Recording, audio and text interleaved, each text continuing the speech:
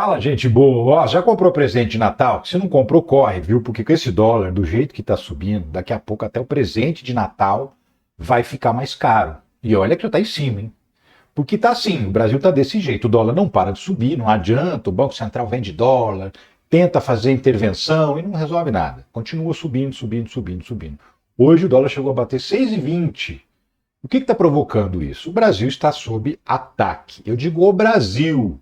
Não estou falando do governo especificamente, tá? O país está sob ataque. E esse ataque é grave, e esse ataque pode sim fazer você pagar mais caro já no presente de Natal desse ano, ou começar a pagar mais caro o combustível a partir de janeiro, ou a comida, ou a bebida, ou a roupa que você veste, tudo isso pode ficar mais caro por conta desse ataque que o Brasil está sofrendo. Eu vou te explicar o que leva o dólar a subir, sim, porque são vários os fatores, não só políticos, também tem fatores econômicos que levam o dólar a ficar variando, subindo e descendo. Nesse caso, a gente pode estar vendo duas coisas combinadas acontecendo ao mesmo tempo e fazendo o dólar subir, tá? A política e um aspecto econômico que acontece todo ano. Vem comigo que eu te explico essa história direitinho. Se você quiser achar um culpado para o dólar subir sem parar, é nesse vídeo aqui que você vai encontrar. Eu sou o Ricardo Mello, sou explicador-geral da República, estou aqui para traduzir o politiquês, o economês, para o bom e velho português. E também, ó, já te peço para sentar o dedo no like, se inscrever no canal, ativar o sininho. Te convido para entrar no nosso grupo de WhatsApp, o conteúdo lá sempre chega primeiro, o link está aqui na descrição. E também te peço, se puder e se quiser, para você participar do financiamento coletivo. Esse aqui é um trabalho de jornalismo independente que depende exclusivamente da sua participação, como audiência e até eventualmente como colaboração. Você pode ser membro do canal, o botão Seja Membro está aqui embaixo, e também tem essa chave Pix aqui. Essa aqui é a maneira mais usada, inclusive. Se não tem nada, tem um like, não tem? Tem um comentário para deixar aí, não tem? Já se inscreveu? Então, isso já está pago. Mas vamos lá que é hora de entender essas variações malucas do dólar. Dólar sobe 1,04% e fecha em novo recorde, a 6,09, R$ 6,09, mesmo com novos leilões do Banco Central. E ó, foi pior, tá? Chegou a subir bem mais do que isso ao longo do dia. E essa matéria do Globo aqui não me deixa mentir. Dólar vai a 6,20, Banco Central atua pela segunda vez e moeda opera em queda. Esse é o caderno de finanças do jornal O Globo. E aí eu até marquei em amarelo que você precisa ver isso, né? A autoridade interviu com 1,2 bilhão em leilão extraordinário, papapá. Não interessa o que está escrito depois no final dessa frase. O que interessa é esse interviu. O sujeito que escreve para você, para te convencer de alguma coisa da economia, não sabe nem escrever, gente. Não é interviu, o Globo. É interveio, sabe? Vem, volta, veio. Não é viu, interviu. São coisas diferentes. Interveio significa entrou no meio, resolveu interferir. Intervir não tem nada a ver com isso, então, por favor. Mas, enfim, chegou a 6,20, depois caiu, fechou o dia em 6,09, como você viu. E aí a pergunta que fica é por que ele não para de subir? Se o Banco Central está jogando dólar no mercado para tentar segurar o preço, se o emprego está ótimo, se a renda está ótima, se o Brasil está pagando as suas dívidas em dia, por que o dólar não para de subir, diacho?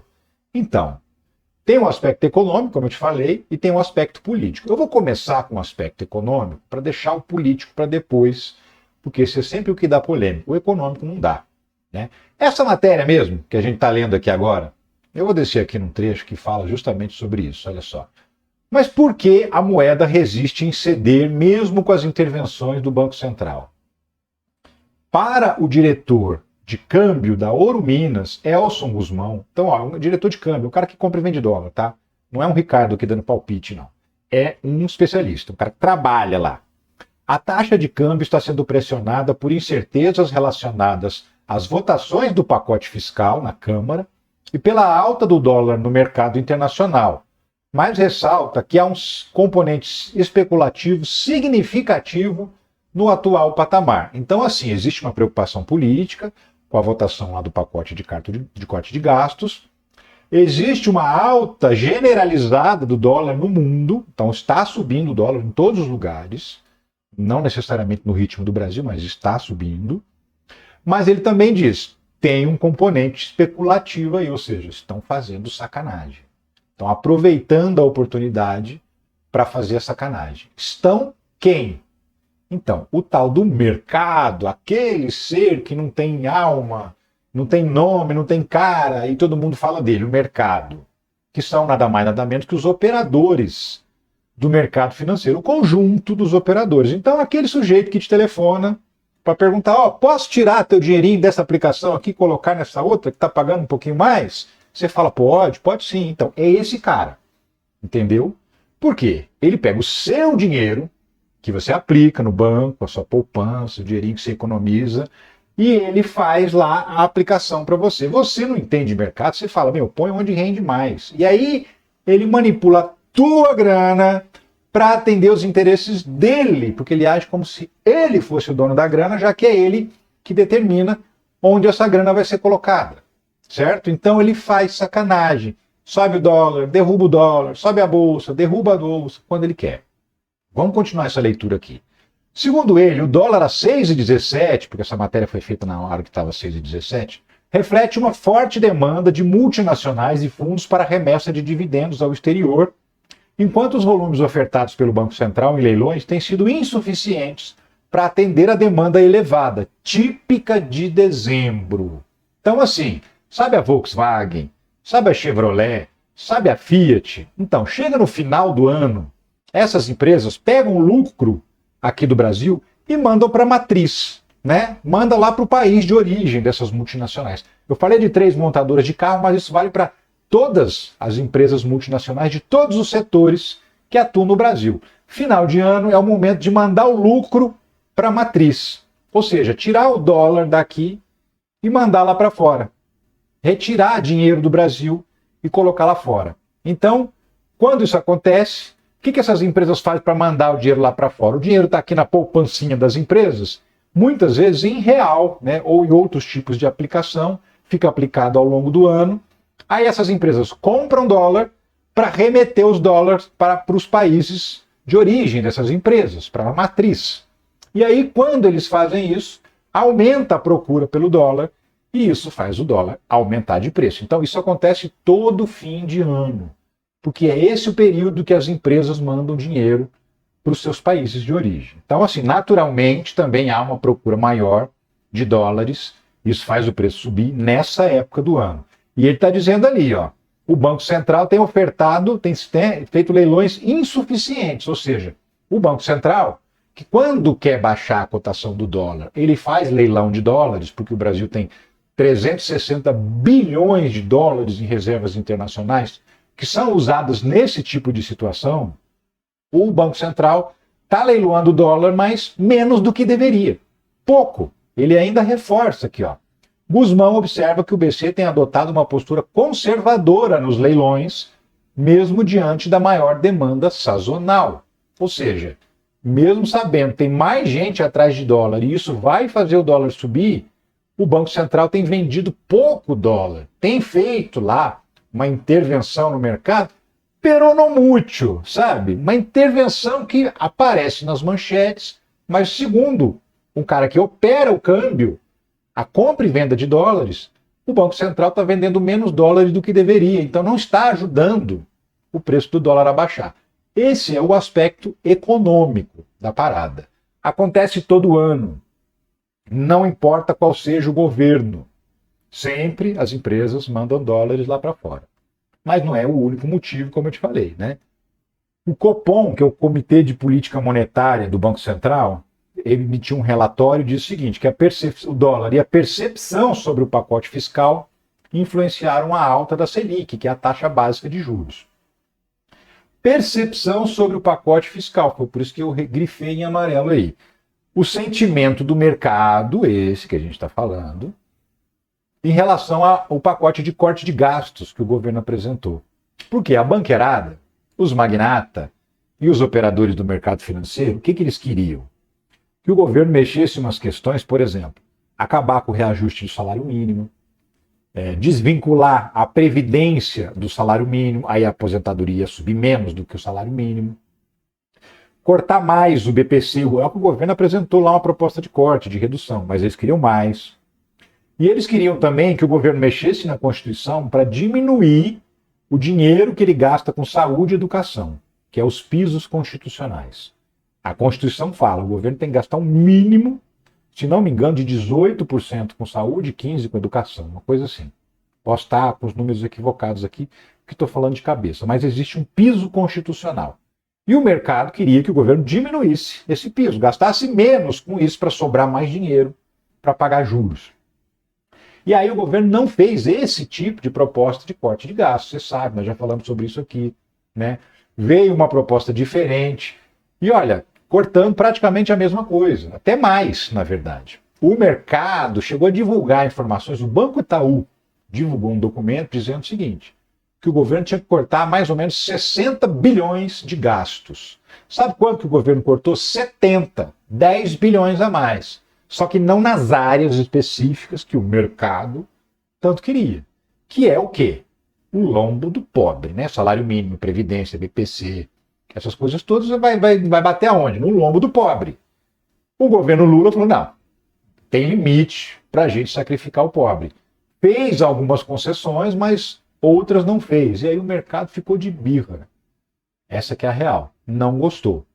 Aí o dólar subiu no dia seguinte do anúncio do pacote de corte de gasto, depois ele meio que paralisou a subida e agora voltou a subir de novo. Por quê?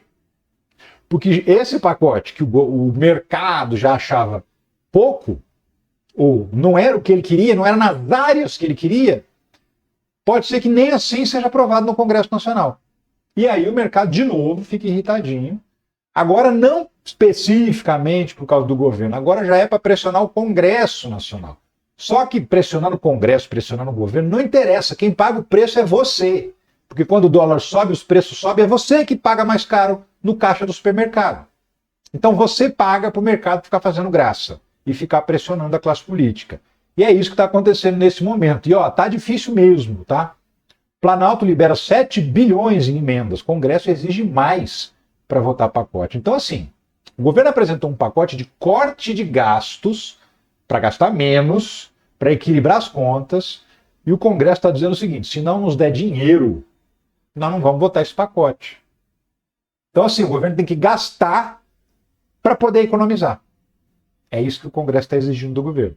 E ele já liberou 7 bilhões, e ainda assim o Congresso está ali, ó. E ó, hoje é dia 17, falta 3 dias para acabar o ano parlamentar. Vai entrar em recesso, férias, e aí só fevereiro do ano que vem. Então o mercado também está estressado, porque está falando, falta 3 dias, vocês não votaram esse negócio ainda.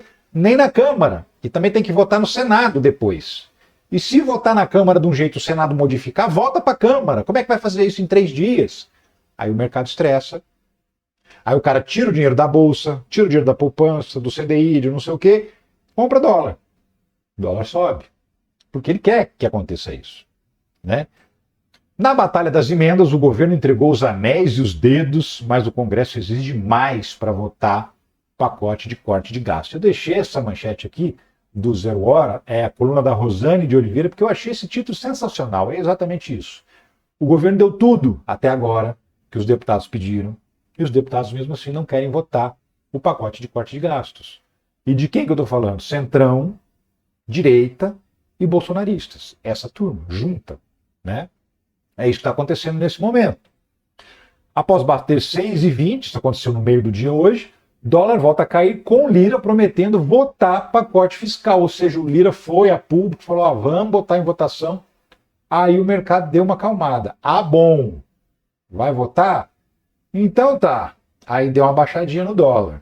E aí qual que é o grande problema? Nessa outra matéria aqui, ó, Lira disse que Câmara votará pacote fiscal. Não estou garantindo aprovação, mas vamos votar. Essa matéria aqui fala qual é o medo do mercado.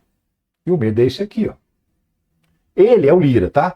Ele afirmou que a ideia é que a Câmara vote nessa terça o projeto de lei complementar do pacote fiscal, que impõe limitação para a concessão de créditos tributários em caso de déficit nas contas públicas e abre brecha para o contingenciamento de emendas parlamentares. O texto enviado pelo governo permite que as emendas sejam bloqueadas para cumprir o arcabouço fiscal em caso de alta nas despesas obrigatórias. Traduzindo tudo isso aí, não dá para inventar um incentivo fiscal novo, abrir mão de impostos para empresas, por exemplo, se o governo estiver em déficit, está devendo. Aí não pode inventar incentivo fiscal novo. E também pode dar uma bloqueada nas emendas parlamentares. E o mercado acha que o Congresso não vai aprovar isso. Por quê? Porque o deputado vai lá votar a favor de tirar dinheiro dele mesmo? Difícil. É nisso que o mercado está apostando e é por isso que ele está irritadinho, todo incomodado e fazendo o dólar subir. E como eu disse, vai sobrar para você. E aí, Débora Maganha, mercado faz chantagem contra o governo por corte de gastos. Essa análise aqui, ela define, explica muito bem o que está rolando. Está rolando uma treta assim. O governo está no meio de uma briga, meio refém, olhando para os lados, não tendo muito o que fazer. Congresso de um lado, Supremo do outro. É isso que está acontecendo nesse momento. O Congresso fala assim, eu quero dinheiro das emendas, solta minhas emendas. O Flávio Dino do outro lado, junto com o STF inteiro, porque a decisão é unânime, fala assim, eu libero dinheiro se você me der o nome de quem está pedindo dinheiro. Todos os deputados, indicou emenda, tem que aparecer o nome. Não interessa o tipo de emenda, se é de comissão, se é individual, se é de bancada, se é de Estado, não interessa. Indicou uma emenda, tem que dizer quem está indicando, para quem está indo dinheiro e o que vai fazer com esse dinheiro. E o Congresso não está gostando disso. Aí o Dino não autoriza, aí o governo não paga o Congresso, porque eu não posso te pagar, eu estou proibido pelo STF. Aí o Congresso fala, mas se você não me pagar, eu não voto. E aí o governo fica ali no meio dessa briga. Né? É isso que está acontecendo nesse momento. E aí também não vota o pacote de cortes de gastos que o governo precisa para reduzir as despesas. Então, fica ali, de mãos atadas. Vamos para a análise dela. Isso acontece porque essa semana é muito decisiva para o pacote de corte de gastos para o ajuste fiscal. E o mercado é fiscalista, está pressionando muito, tanto em dólar quanto em juros, para que o pacote fiscal fique a seu contento. Lembra aquilo que eu falei? Não foi do jeito que eles queriam? A forma de apresentação das medidas de corte já não foi o que se esperava. E o grande receio do mercado financeiro é que ele desidrate no Congresso. Exatamente isso. Que os deputados ainda tirem algumas coisas e aumente de novo o gasto do governo. E o prazo para votar é sexta-feira, porque depois vem o recesso parlamentar. Então, o prazo está super curto para votar a lei de diretriz orçamentária e para votar também o ajuste fiscal. O mercado está jogando todo o peso nisso. Pode sair o indicador que for, a gente pode ter divulgação de indicadores positivos, que nada vai agradar o mercado agora. Nada vai contentar enquanto a questão fiscal não for resolvida. Ou seja, não interessa emprego, não interessa renda, não interessa se está vendendo mais carro, vendendo mais televisão, não interessa. Enquanto não aprovar esse corte de gastos, o mercado não quer saber de outra coisa e ele vai pressionar, fazendo o dólar subir. Ela fala mais. As propostas do ajuste fiscal que tem que as emendas parlamentares devem ficar dentro de um teto, do limite do arcabouço fiscal. Esse é um ponto de conflito. O Congresso não está querendo votar uma coisa que vai limitar as emendas deles, então estão colocando todo tipo de entrave, de empecilho para votar o pacote de cortes. É o que eu acabei de falar, os deputados não querem abrir mão de grana. Todo mundo tem que cortar gasto, menos eles. Então o grande medo é que o Congresso desidrate as propostas e principalmente nesse prazo apertado com a pressão. O Congresso vai colocar todo tipo de entrave. A gente pode até esperar novas emendas vindo aí para que eles votem isso quanto antes. O que o mercado financeiro está falando sobre Lula é que com a fragilidade de saúde, ele não estaria tão presente nessas negociações com o Congresso. Isso poderia enfraquecer a proposta do governo no Congresso. Então, assim como o Lula estava internado, ele não está todo dia negociando a votação com os deputados.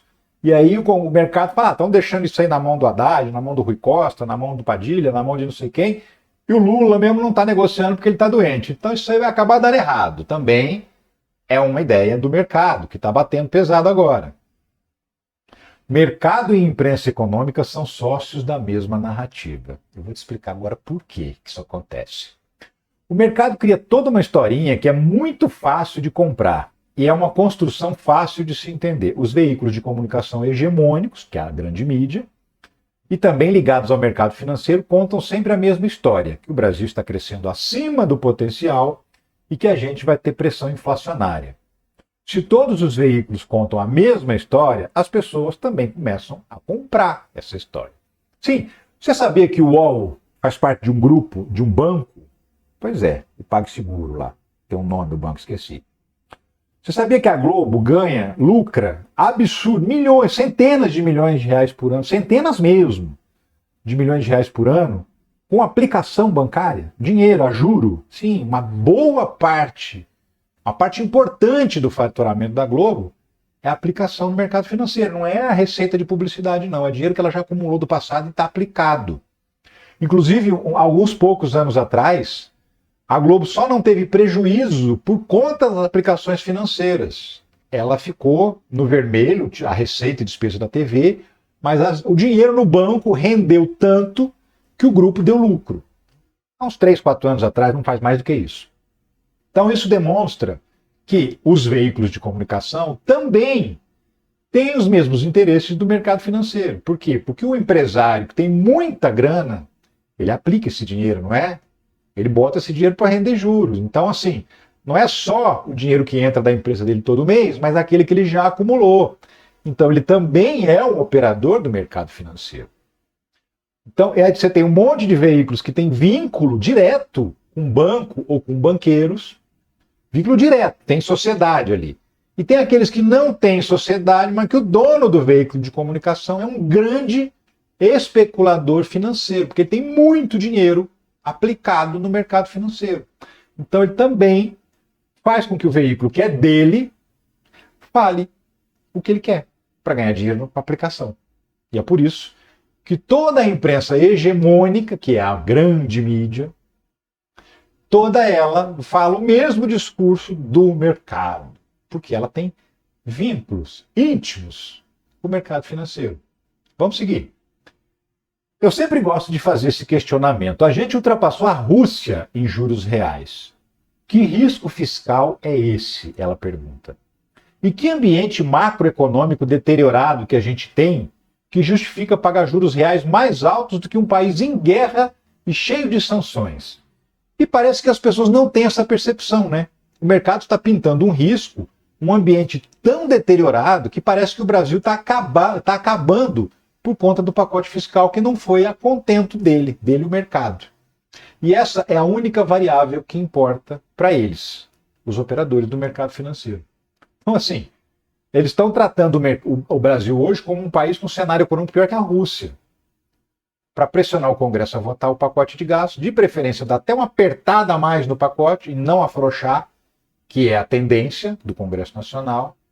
Por quê? Porque precisa sobrar dinheiro na conta do governo para pagar juros para eles.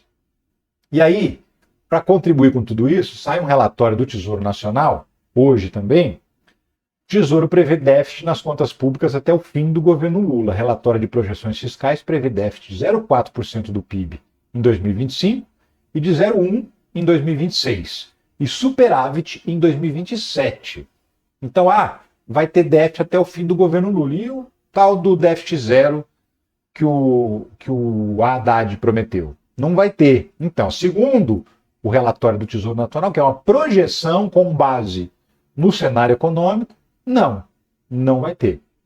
E por que não vai ter? Porque o governo Lula é gastão demais, porque ele não faz o que tem que fazer, porque ele não administra bem o país? Então, tem gente que acha que é isso.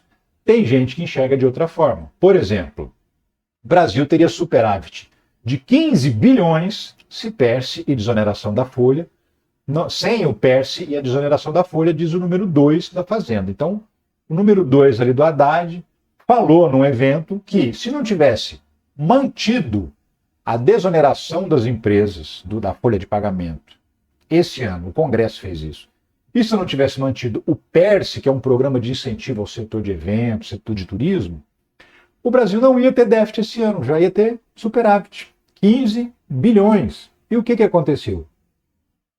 Esse PERSE ele foi criado na pandemia. Era um programa emergencial para você socorrer o setor de eventos e turismo que parou durante a pandemia.